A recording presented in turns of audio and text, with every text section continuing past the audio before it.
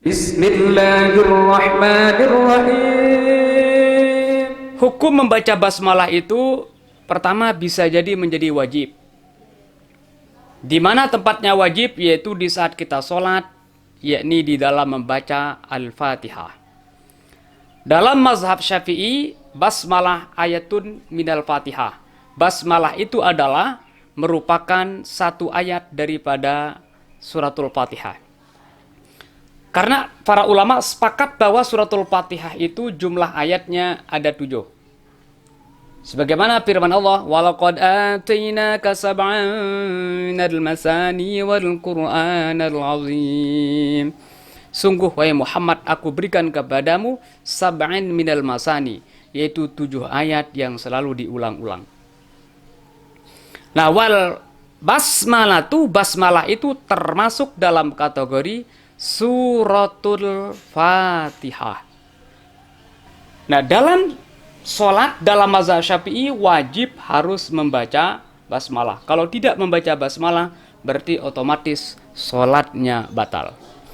Yang kedua, bisa jadi membaca basmalah itu menjadi haram. Di manakah haram membaca basmalah? Yaitu pada perbuatan-perbuatan yang haram, atau memulai perbuatan-perbuatan yang haram dengan membaca basmalah. Nauzubillah, summa nauzubillah min zalik. Misalnya, ya, ada orang ingin berzina, baca basmalah dulu. Ada orang ingin mencuri, baca basmalah dulu. Maka membaca basmalah pada saat ini bisa menjadi haram. Kemudian berikutnya, membaca basmalah bisa jadi menjadi makruh. Kapan baca basmalah menjadi makruh? Apabila membaca basmalah di saat mengerjakan sesuatu yang makruh. Mau merokok, sebelum merokok baca basmalah dulu, makruh. Kenapa? Karena merokok hukumnya makruh dalam mazhab Syafi'i. Nah, kemudian baca basmalah bisa hukumnya menjadi sunnah. Ada yang sunnah ainiyah dan ada yang sunnah kifayah. Misalnya mau baca Al-Quran, sunnah baca basmalah. Sunnah ainiyah. Artinya setiap personil orang, setiap yang membaca Al-Quran, sunat untuk membaca basmalah itu. Dan bisa jadi baca basmalah itu hukumnya sunat kifayah. Apa artinya baca basmalah sunat kifayah membaca basmalah? Di mana tempatnya?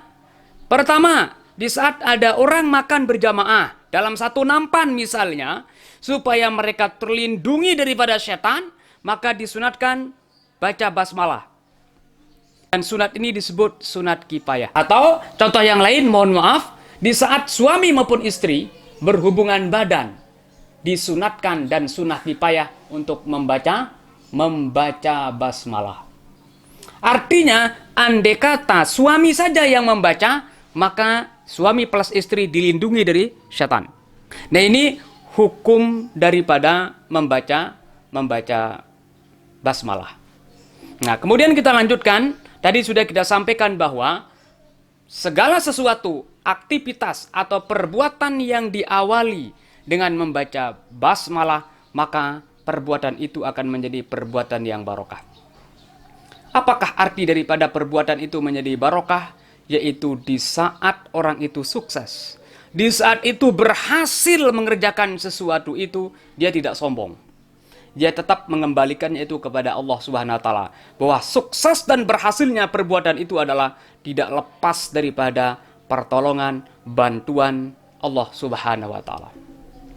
Dan andai kata belum berhasil, saya tidak mengatakan gagal. Karena sebenarnya kegagalan itu adalah sebuah kesuksesan yang tertunda.